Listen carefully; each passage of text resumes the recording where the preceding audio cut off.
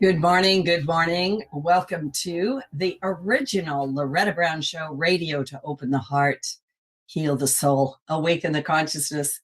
Oh my goodness. Good morning, Mr. Benny Mathers. Hello, my beautiful darling. How are you? I am wonderful. And thank you. My beautiful darling, back to you, Aww, by the way. I got it. I caught it I for know. you. Thank you. I got it too. Put it in my little pocket. Save it for later. Yeah, for sure. Yeah. I used to love a song when I was a little girl called Catch a Falling Star and Put it in your pocket. Yeah. Okay. Save it for a rainy day. I'm going to look for that. Yeah, I loved that song. Okay. And years ago, I taught music in Saudi Arabia. I know I've lived 25 lifetimes, and it was one of the songs I would teach the kids, and we would grab it and put it in our pocket. So, hey, if it works, it works. I think it's an adorable song, and I will look for it promptly. Thank you. You're welcome. It's October. It is. Woo! What happened? I know, right? We blinked, and it showed up. Blink. Yeah. Oh, the leaves are changing color. Yeah. Did you I'm so sorry to interrupt. Did you catch the super moon last week? Oh, yes. Were you able to take some time and then? Oh man, that was massive. It was unbelievable. Ooh. Even having you say that gives me goosebumps. Mm-hmm. Beautiful. So beautiful. Yeah. I'm still feeling the effects. It's going to go on all month. I kind of am too. People. I didn't want to say it out loud, but you beat me to it. Yeah, we'll talk about it in just a little bit. Okay, sounds good. Yeah, because I got massive astrology going on. I'm going to try to condense it, but it's busy. Yeah, I'll get into it in a moment. But we do have a Friday the 13th this month. Yeah, it's appropriate. Yeah, I like Friday the 13th though. I do too. I call it a lucky day. I have fun with it. Sure. Right? We don't need to lucky 13. Lucky 13. That's right. So anyway, I am Loretta Brown. I'm the owner of Reiki Oasis, located right here in the greater Seattle area for 28 years now. Going on 30. Yep, long time. And always offering something over at Reiki Oasis. We do everything from Reiki to past life regressions, also a clinical hypnotherapist, a mental health counselor, and all kinds of stuff. You can find out. Well, actually, I got to tell you this. My website is undergoing reconstruction. If you go to ReikiOasis.com, you will go to the scheduler, but do kind of be patient because the website will be coming back up again. I have a Reiki 2 class next Saturday, October 14th, for everyone that's done Reiki 1. I think Reiki is a great thing for everyone to learn. It enters you into the realm of energy and frequency, and I don't know, it's good. It's good for everybody. So I also, on the third Saturday, I think it's the third Saturday, October 21st, I have the Temple of the Divine Feminine, which is my monthly class for women. We always have an absolutely amazing time. It is a circle of women, and it's very, very healing. I've got ladies that have come to the temple every month for years, and they wouldn't miss it for a moment, where it's a true sisterhood, a true community of support. And then this is the final boarding call for Egypt. I am going to Egypt November 1st through the 14th with a 5-day extension to Petra, Jordan. We are going to be doing some very powerful sacred work. And if you want to come, you have to contact me immediately. Send an email to reikioasis@gmail.com. Once again, send it to reikioasis@gmail.com to find out, to get on that trip. The galactic, cosmic, amazing Stargate Egyptian trip. I don't even know what to say about it. Anyway, yeah, it's going to be great fun. And thanks to my listener supports, my patrons. I am a listener supported show, and I, from my heart to yours, always anybody that helps contribute to that, thank you so much. Now, astrology. Oof. I feel hot just bringing it up, Betty. I'm starting to get hot just to bring it up. So I'll get the fans. I'll get the fans. Thank you. And yeah, we did kind of get kicked off into October with that full moon in Aries. Oh my goodness. And then October 2023 brings 2 eclipses. We are in eclipse season. We have a new moon solar eclipse in Libra coming up on the 14th, and a full moon lunar eclipse in Taurus on the 28th. Just as I'm taking off for Egypt. So eclipses are called fated times. And notice where they are activating in your chart. And of course, these eclipses are connected all the way back to the eclipses in March in Aries. Oh, it's been going on. And I'll just say this, I might repeat myself, but Aries will also be ruling the eclipses through next year. So this is powerful, fiery, moving forward energy. The new moon solar eclipse in Libra on the 14th is part of a new eclipse cycle we began working with earlier in this year. And the themes of this eclipse cycle will continue to unfold as we move into 2024 and beyond. The full moon lunar eclipse in Taurus on October 28th, however, is the last in a cycle that we have been working on since 2021. And that's been that Taurus Scorpio axis. This is a big closure point, a big one, and an ending to the lessons and journey of this eclipse cycle, 2021 to now. It will also give the end of the month a very strong theme of closure and endings. Some of you are already going through this. Yeah, we will be feeling these eclipse energies increasing as the month moves on. And it's going to highlight relationships, which is ruled by Libra, because we're in beautiful Libra right now, and the value and beauty of life, and our resources, which is Taurus, and what is natural, being grounded, and what is natural to our timeline, and what is not natural. Actually, a segue and getting you prepared for the conversation with my guests today. Ruled by Venus. Venus is active, our values, our relationships, and the questions that are being raised are those things in alignment with a life I truly want to have and create? Am I really expressing myself as who I am, right? There's a lot of Scorpio influence this October, and it's going to get more intense and stronger. We are in Sun in Libra season right now, which is harmony, beauty, balance, that kind of stuff. It's going to get very intense. We have Mars square Pluto on October 8th. I'm going to pause on this. It's big. I'll say it again for those astrologers out there. We have Mars square Pluto on October 8th. This is one of the most intense aspects that you can have in astrology. Pluto, the ruler of Scorpio, on October 10th goes direct. That's 2 days after that. And on October 23rd, Scorpio season begins. And on October 28th, once again, that full moon solar eclipse on Taurus is the opposite of Scorpio. So Scorpio, Scorpio, Scorpio. The Plutonian energy is strong this whole month. And Pluto is about transformation, revealing secrets, the dark side of life being revealed, purging, cleansing, the occult knowledge and wisdom, our relationship to our shadow sides, and the hidden things of life, such as around money or our intense soul relationships with others. So in particular, on this coming Sunday, as I said, once again, Mars is square Pluto, exactly. And a few hours later, Venus moves out of 29 degrees Leo into 0 degrees Virgo, which is very powerful. And a few days later, Pluto goes direct at the exact Pluto return of the United States, 27 degrees Capricorn. I know for some of you, I'm speaking gobbledygook. What the heck is she saying? I'm going to say this again. I'm going to say it slowly. I want you to get it. Pluto on the 10th, right? We're talking October 8th through the 10th, which is coming up.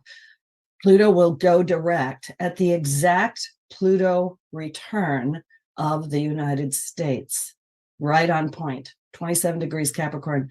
This was the placement when the Declaration of Independence was signed. I'm going to let that sink in.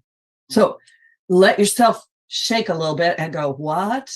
So it's very possible if you've been watching the news, there's a lot going on. It might be that there's something highlighted in the United States. And then remember, we're already in these energies, and these energies do go forward like we're into 2024. So it's not a light switch on the wall, but I'm emphasizing the potency of this energy at the cosmic level, at the global level. And then it also comes down to the personal level.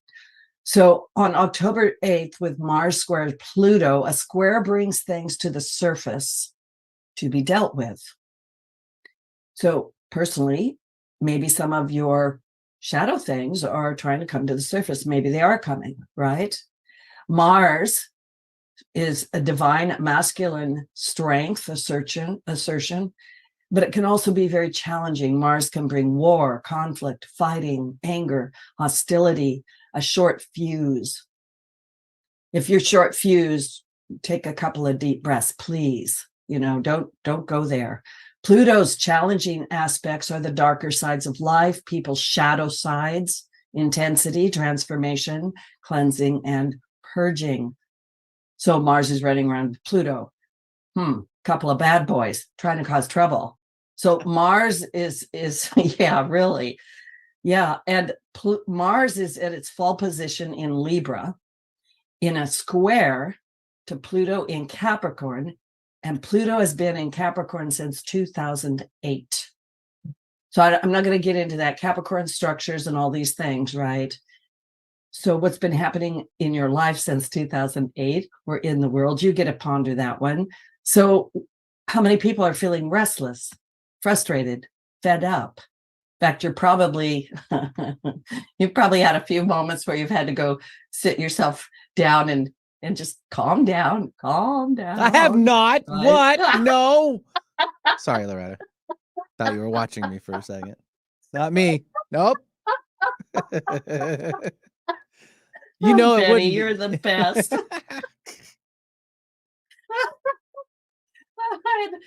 I had somebody send me an email one time. She goes, Loretta, when you talk about me on public radio, I get very upset.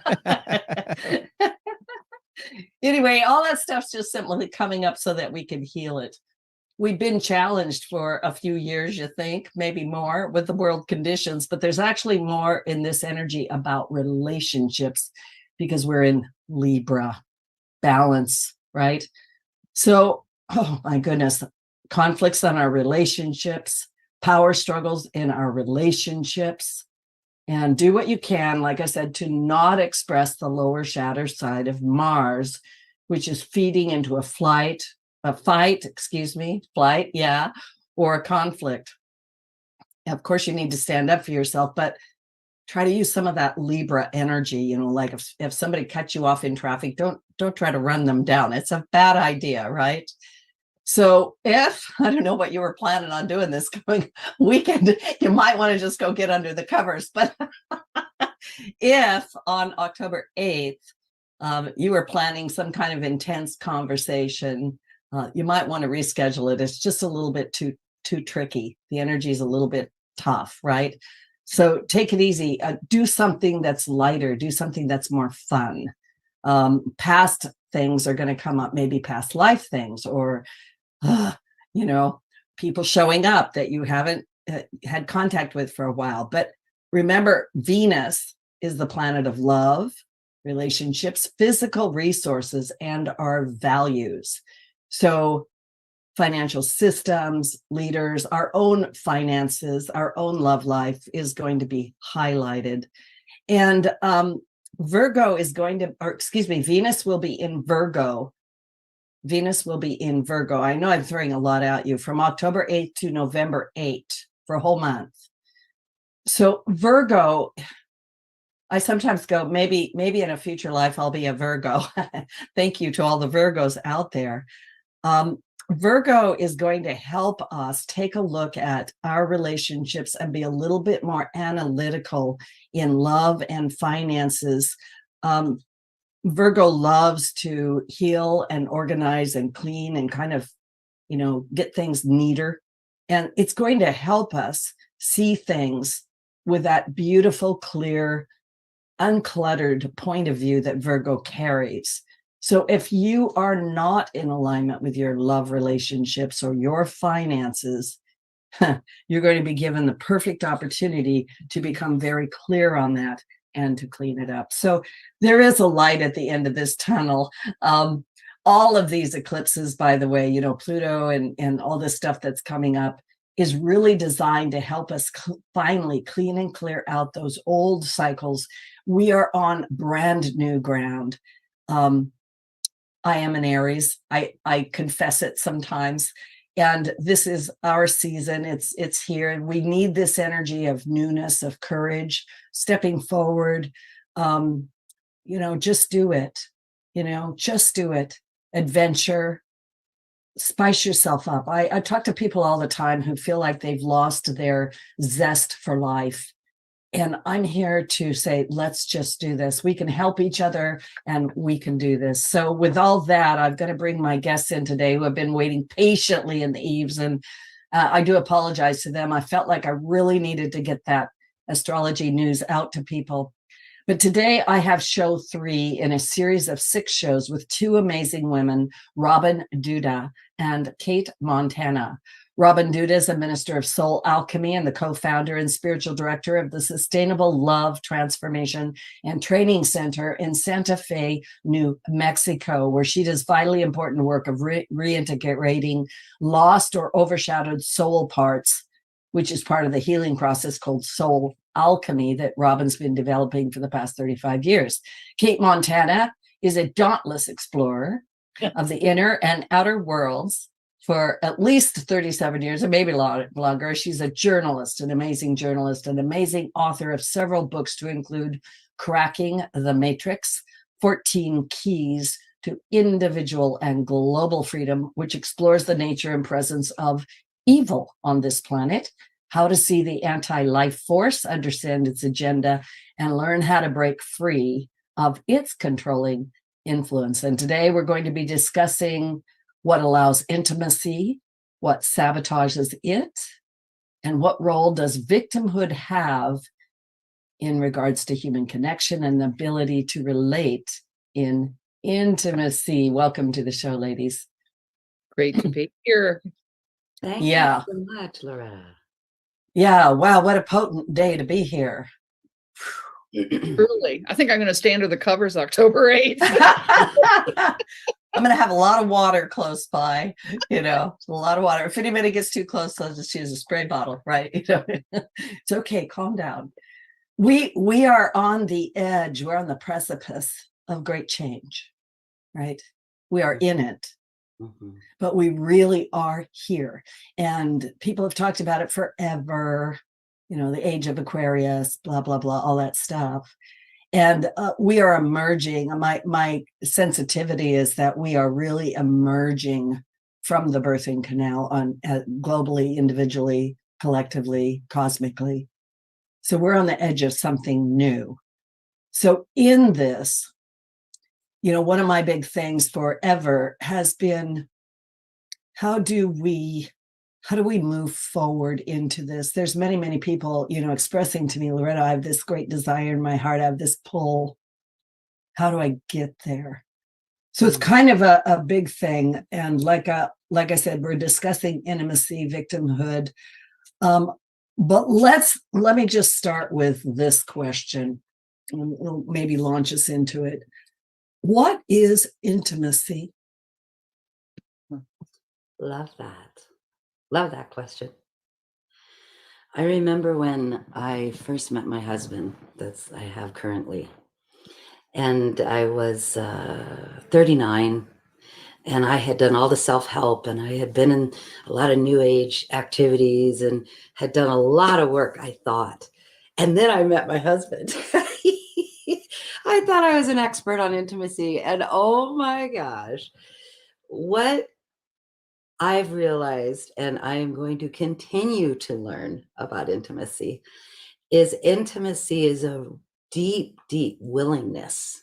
And it's not a state that you get to. It's not like a goal. Ding, ding, ding. You hit it. Ba-ba. It's a willingness to continue to deepen in an inner closeness and an outer connection. And both have to keep happening, because if you're not deeply connected to what's happening inside, you won't be able to share it. And if you can't share what's deeply happening inside, you won't feel connected. You'll be in a relationship and feel invisible. Or if your partner, male or female, same gender or not, if they're not committed to deeply knowing themselves and sharing it, you'll be like, how you doing? What are you feeling? I can't get it. And this whole experience that I've had for so many years has been trying to pull it out of, right? Because of this deep longing for that connection that deepens your inner awareness of who you are. And for me, as a multidimensional being, because we are vast, we are infinite. There is no end to the experiencing of discovering self and other. And folks that have been married for a long, long time that think they know each other, I often laugh with my husband, like, you do that? You like that? Like, there's these moments of like, oh, you are somebody else than I had thought. And here we are again, experiencing something so new in our own being and what our connection can create. And then in relationship, there's a third presence. When that level of deep inner discovery is met with discovering other, pops a third frequency of the relationship. And that relationship sometimes is nourished by intimacy. And sometimes that relationship is like this, because we're uncovering something inside that the other person is mirroring that is not so comfortable to our awareness. So these identities of who we think we are usually have to fall away in order to keep sustaining that deep discovery and discovery of other. Because of course, as we've been saying since we've been doing these, Loretta, and you've been saying it in your work, and Cate's been saying it in her book and her work, love will bring up everything unlike itself. So intimacy can happen sometimes without that precious, pure love experience.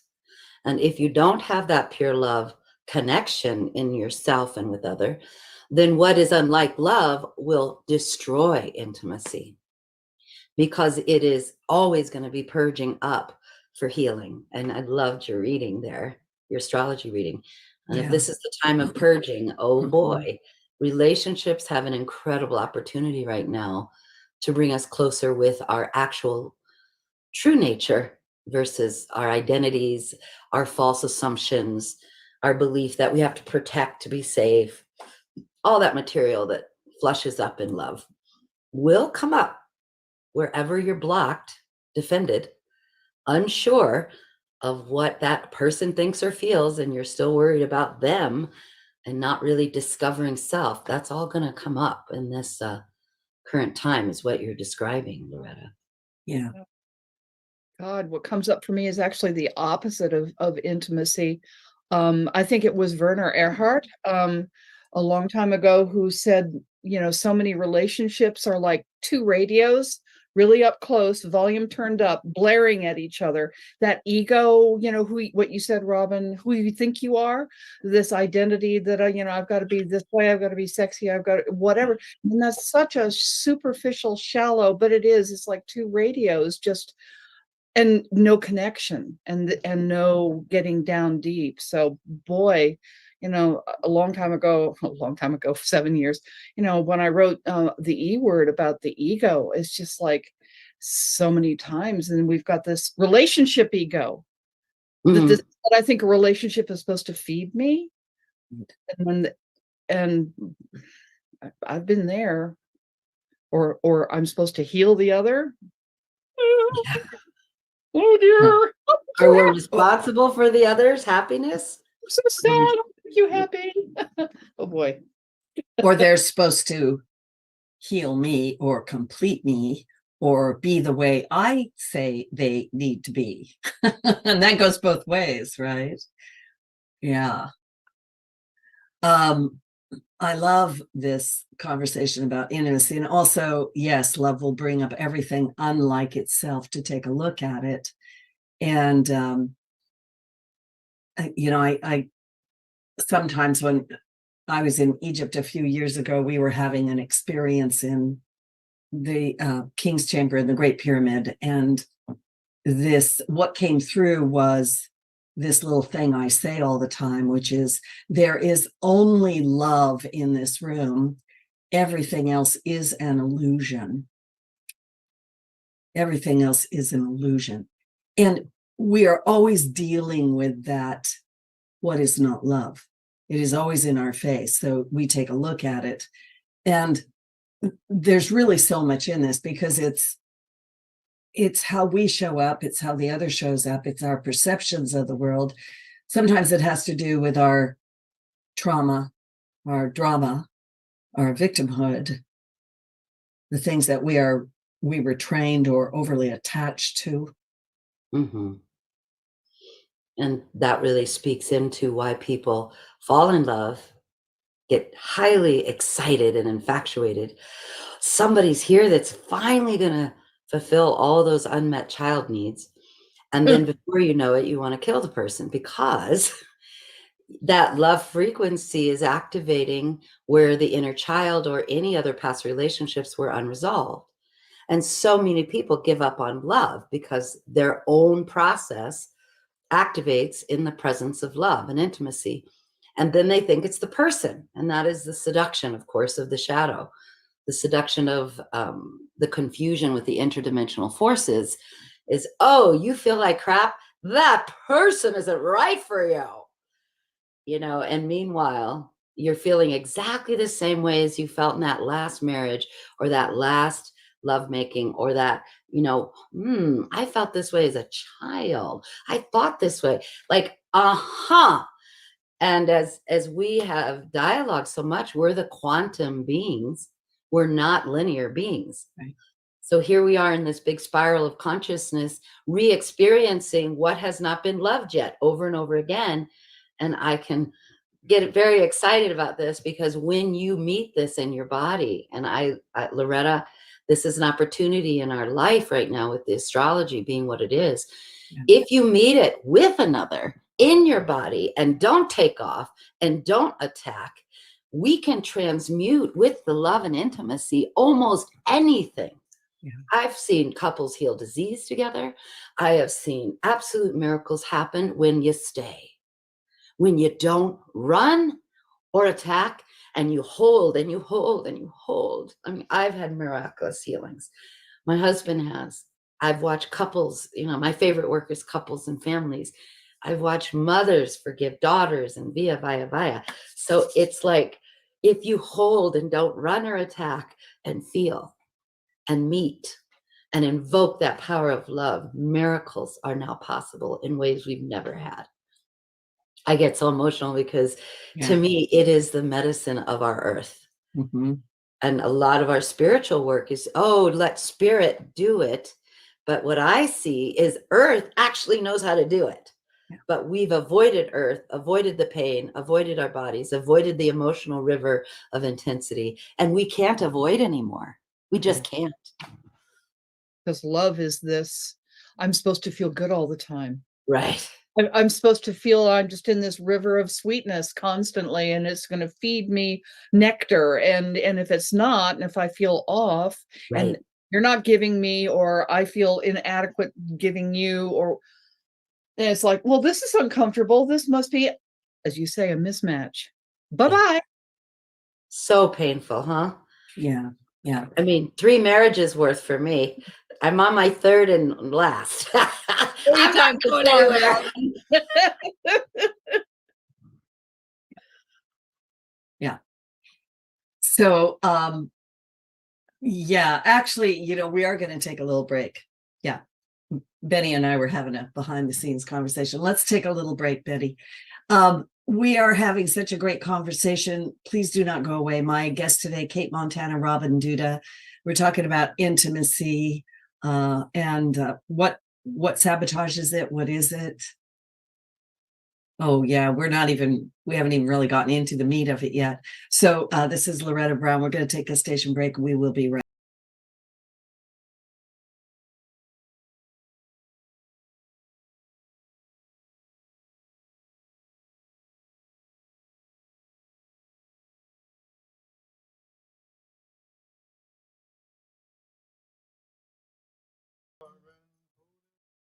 It's Mr. Benny. Oh, yeah. You're welcome.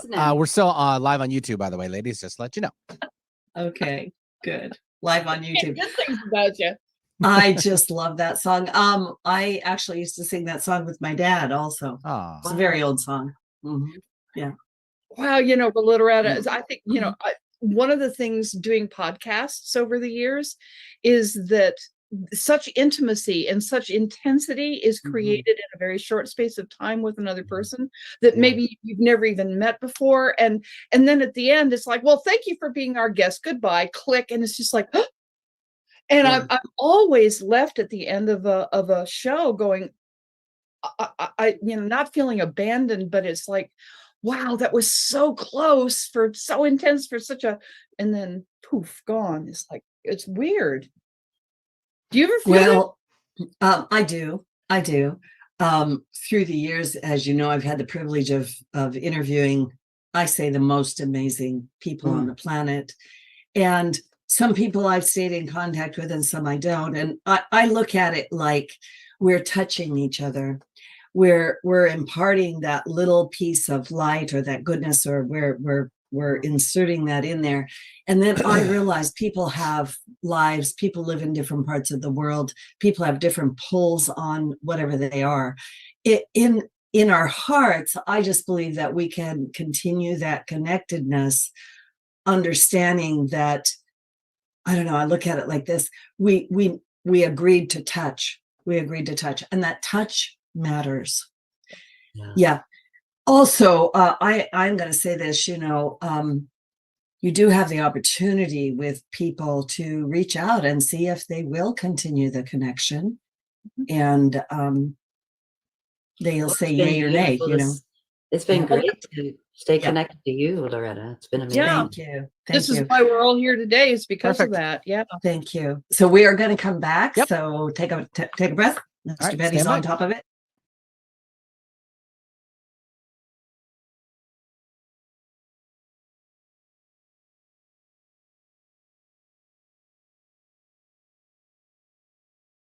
You're the best. You're quite Catch welcome. A falling star. Yeah. I wish I could take all the claim for it, but I can't. It's only Perry Como that can do that. So. I know, Perry Como. Yeah, for sure, Mr. Perry Como. So welcome back to the original Loretta Brown Show with my wonderful guests, Cate Montana and Robin Duda. I want to remind everybody, these shows are archived. They are downloaded for free at KKNW 1150 AM, archives for the original Loretta Brown Show, and also on iTunes, Podcast One, SoundCloud, Megaphone, Twitter, YouTube. I'm sure I've left something out. It's all over the place. And there are literally hundreds of shows available.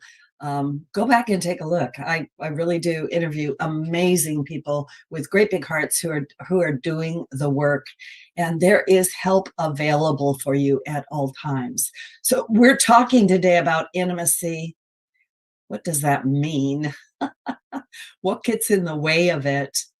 And the ladies were pointing out that, love, what is it that we go into relationships expecting? Love will bring up anything that is not love. And what about our neediness? What about our expectations? And so I want to talk about this. I'm going to say victimhood, this victim consciousness, or these expectations. Like, are you telling me Cinderella is not true? And how does that show up in relationships? How does that show up in our lives? And just sort of expand on that a little bit. Cinderella isn't real? Where is Prince Charming, by the way? In the mind. So I want to pull forward, because I do talk to clients about this, and interestingly enough, something always shows up when I'm getting ready for something. When we are in a relationship and something happens, the other person says something, or they do something, or that sets us off, that startles us, or we say to them, because this is what I hear a lot, "Oh, I told them I don't like that, and they keep doing it. Why do they do that? And why won't they do what I want?" I'd love to talk into this one. Yeah, jump in. So in our training process of our practitioners, we would experience this dynamic so often because it was a journey of self-healing and then learning the skills of guiding others for 2.5 years. Some of them were in my work for 3 years. What we often found is our holographic body, and I'll just make it really simple psychologically, an owie that never healed, a scab that we keep picking off, is literally vibrating and has a whole story. And that energy is so strong that unconsciously, someone that loves you and someone that's an intention to journey with you as a friend or family member will literally go pick the scab without them even knowing they're doing it or even intentionally wanting to harm you, because of this field that I find to be so profoundly creative is vibrating in our bodies consistently. Now, psychologists say it's your subconscious. You know, there's all sorts of labels for it, but I experience it as frequency. I experience it as a holographic story. So someone comes into your life and they literally start to play that out for you. And so in our community, we go, pause. I am stimulated. I am freaking out in that place that I want to, you know, I feel exactly the way I felt when I was 4. Are they going to freeze? Or are they going to wanting to attack? So we have a whole technique of pause. Now we're going to breathe together. And the person that's in the trigger says, would you hold space for me right now? To not go back to the behavior of the pattern, even though sometimes it flushes up. We have projections and blah, blah, blah, blah, blah, and we go, pause, I'm in it. And that takes us back into our bodies. And if someone's committed to clearing up what that movie is about from the original moment, that relationship can evolve to a clear space of, oh my gosh, thank you for showing that to me. And now my inner child is safe in present time. And most often the victim experience when you're triggered is happening in the inner child or a past trauma in adulthood that has not been integrated. And so it's kind of, if you think about what's integrated doesn't keep getting recreated, graded. When you think about even that word, when a trauma is integrated, it completes. When a trauma is still vibrating out here and you don't want to look at it, you don't want to feel it, you don't want to journey with it, then it keeps creating itself in your intimate relationships. So for me, this is just the law of metaphysics, and not even metaphysics. It's the law of nature. And I love the somatic trauma healing work that's been now made very public. It's getting all sorts of attention because it basically says the animal kingdom knows how to move through a trauma moment and then come back to homeostasis and leap off. And they're fine. And they're not hanging on to that moment because their mental body has not overridden it and judged the experience. And we lovely humans have this intense controller mental idea about what's happened, what we make it mean. And what we make it mean holds the trauma in place. And what we make it mean can be, I must be a piece of, you know, unlovable mater because I just got whacked. I just got whacked. And if I'm getting hurt or if I've been violated, that means I must be bad. And there we have that unworthiness cycle generating in the tissue and doesn't have a cycle of healing if it's not met with love in self first. So I think victimhood is an addiction to a certain hormonal state. Being in a victim cycle with a partner is literally feeding energies that are not love. And I know we've all been talking about interdimensional forces. What I've found over the thousands of hours of doing work with people is there's almost always a spiritual being that is feeding off the terror that's not healed or the anger or the rage. And this is where the deep healing does release energy, and that powerful movement of energy releasing we usually get frightened of because it's so visceral. And then we don't know that it's okay because we're letting go of control.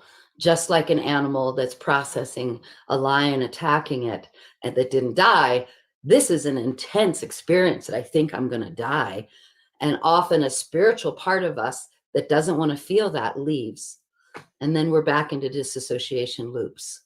Yeah. So embodiment is the resolution, making a choice and a commitment to go through that cycle with another, for me, is the resurrection of the masculine, feminine Christ energy. I mean, we've called this all sorts of things. Yeah. Yeah.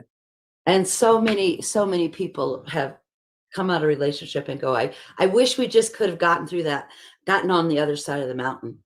We were almost there. And a lot of times we abandon the process right at the top of the mountain when it gets the most intense. Yeah. Yeah. And I think a lot of times we do that is because we do not have we don't have the correct help, the understanding, and or the entity. No, there's a sabotage element that knows that this will be disconnected or something will happen, and we just can't go there. Yeah. We just can't go there. Well, we think it is us. Well, we do. And often there's a quote unquote protective element with it, or perhaps we called this to us as children because it was our friend, or we needed protection, or we needed help, and we don't understand. Yeah. Right. Go ahead. No, I just realized that, so much of, I know what I've dealt with is that, well, at my age, I've handled that. I'm over it. I'm over that rape that happened in college, da, da, da, da, da. And it just occurred to me when you were saying this, Robin, is that, well, if part of my essence, my spirit, detached and left during that experience, well, yeah, I'm over it. I don't even feel it. I'm not even connected to it anymore. That part of me is out there somewhere, waiting in the woods, hiding behind a tree. Yeah. It's like, oh my God, well, no wonder I can't feel it or even care. Or I think, yeah, no, I dealt with that. Well, and I've had clients before also say things very similar to that, where they're like, I'm so frustrated about that. I am so hurt by that I have taken it. I've decided I don't care about it, and I've put it over there. Mm-hmm. And then there's kind of a flat line in the relationship. There's a numbness. A numbness. I do my thing, you do your thing. I don't know, whatever. Oh, that's so true. Mm-hmm. I know I've hit those plateaus with my partner, and I've watched it a lot, and it really is a choice point. Am I going to go deeper in opening to what I haven't yet let myself feel? And that really speaks to conscious soul retrieval. And I know you do work like this too, Loretta. Mm-hmm. And you speak about it in your book, Cate, but the willingness to reclaim our true self means you're going to feel that moment in time that you didn't want to feel, but it will resolve. And this conscious soul retrieval process, shamanic work for thousands of years is understood. The soul journeys and leaves the body, and it's a problem. The soul alchemy work I developed really came from a desire. I want to teach people to do that for themselves. I want to teach them the mechanics of it, because they can do a soul retrieval in the middle of making love. And often that is what happens. So if you think about the numbness, and I want to speak this to your female listeners, a lot of times that numbness shows up inside during lovemaking, inside our vulva, inside. Or men leave their bodies if they've had trauma and they don't feel safe, or they go to the mind, or they go to fantasy. Oops. We froze. Yeah, we froze there just a little bit. So, we'll just wait a minute until she comes back. Mm-hmm.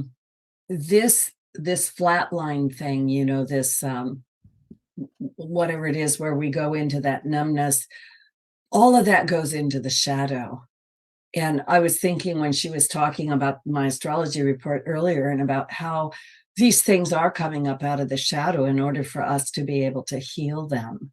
Yeah. And go from there. Yeah. Yeah, the whole boy, again, when Robin just triggers so much to come up, it's like this whole definition of what love is. And it's like back to relationship. It's like it's not the relationship. Real love is me loving myself so much that I can bring myself to that choice point of, wow, this is so painful. I don't know why we keep hitting this place. I don't think I can take it anymore. It must be his fault or whatever, but I'm out of here. But love, real love for myself is going to say, where is my growth edge? How can I proceed? And then take myself to that next level willingly, even through the flames, going, okay, this is love. This is me loving me. I want to grow. Yeah. And change. I just was actually on a podcast yesterday, had a long conversation about what does it take to get out of victimization of, racial, I'm so disadvantaged.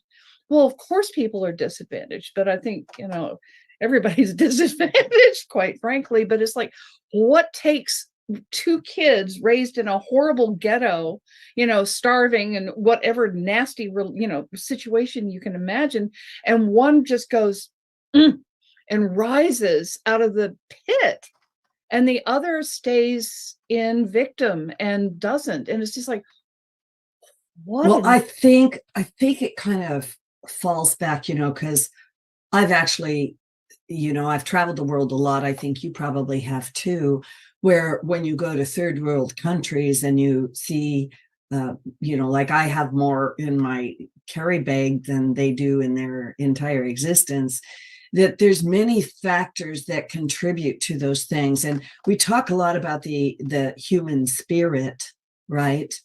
But there's also another level of this. And I think Robin was starting to allude to it. And it is the deeper work, that shamanic work of what are the parts of you that have been lost? What sort of entities or beings are attached? Where is fear coming from?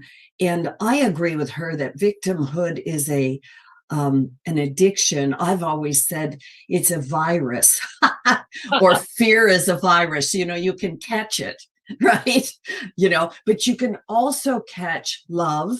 You can spread the love around.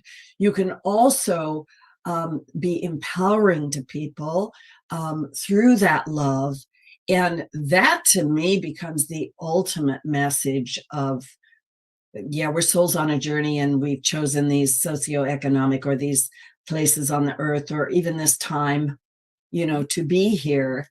And so how do we tap into that love? And I see Robin is back. Yep. Yeah. Yeah, she's getting connected up. There we go. Thanks for coming back, Robin. Apparently, what we were talking about was important. So we continued the talk about love and victimhood while you were reconnecting. There is experience that does show up on a technological level. Yeah. Well, interesting enough, my internet shut down right when I was sharing about the feminine. That's okay. It's all so right. I'm on my phone. I hope you can still hear me okay. Yes, we can. Very, very nice, as a matter of fact. Yeah. We just kind of segued to bridge off what you were saying about what is it, two kids in a dire situation, raised in a ghetto, poor, poverty, all terrible conditions. One raises themselves out, and one stays addicted to the victimization and identifies fully with that victim place. And it's like, what is that spark? And it's just like we were talking about, love is the love of self, that maybe even unnamed as that, but it's like, I am going to rise and I cannot do anything else. I love myself so much, I'm going to go through the pain and I'm going to get out of this.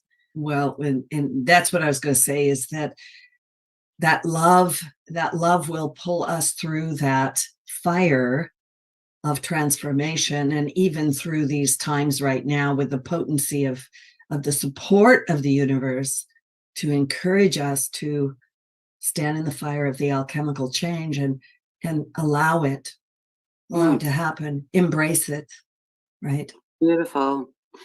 And I think that's the gift of so many religious practices, has provided for people a connection to something bigger than themselves, whether your practice is the earth and spirit, whether you're a Christian or whatever your particular practices are, being willing to feel that you're being held by something more than just that trauma moment.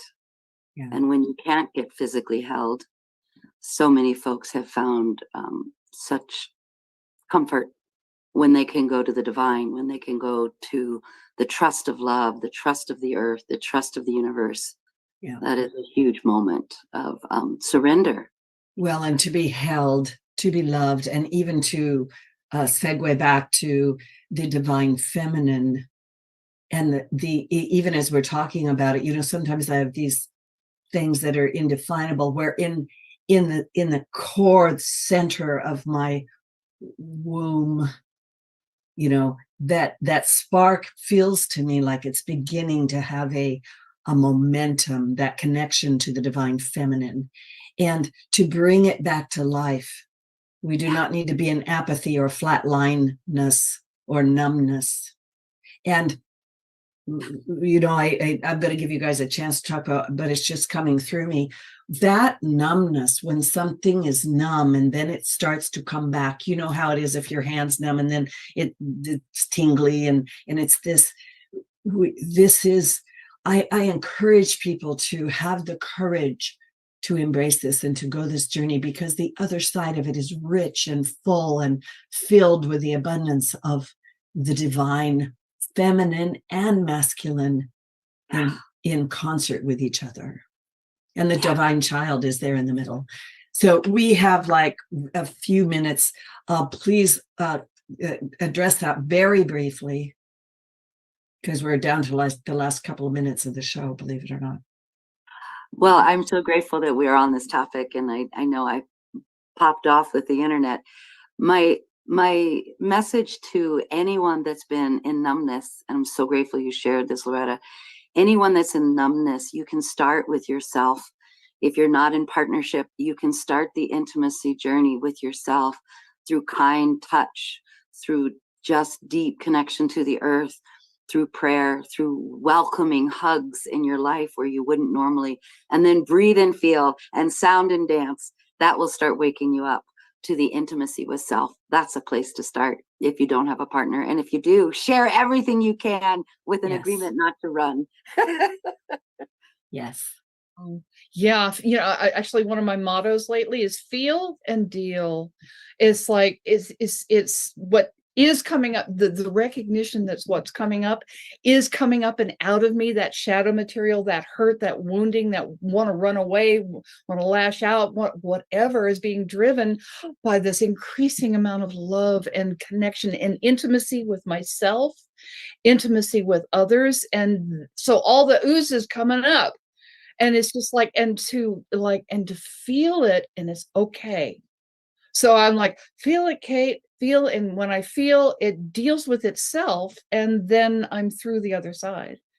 And it's just like, oh, wow, okay, that wasn't so bad. Yeah, well, I'm here, and I can, oh my God, yeah. Yeah. So we are down to 1 minute. Very last words to the audience, and how do people find you? Both of you. Sustainablelove.com is my website. Check us out. We've got a lot of practitioners, a lot of coaches. And my personal email is robin@sustainablelove.com. And my last words is keep choosing love, no matter what. There you go. Wow. No matter what. Cate Montana, Cate with a C, catemontana.com, info@Cate Montana. And I'm at Substack, cmontana.substack.com. Wonderful. And I'm Loretta Brown. You can find me at ReikiOasis.com. You can find me all over the internet. Apparently, I'm not very private, and except for the private parts. And I just want everybody to love each other, to have fun, and embrace this powerful alchemical time that we're in. We're creating the most amazing world, and it's based on love. And thank you, Cate Montana, Robin Duda. Thank you so much. For the listeners, thank you. And Benny, you are the best. Catch a falling star. Yes, put it in your pocket. That's right. That's how we do it.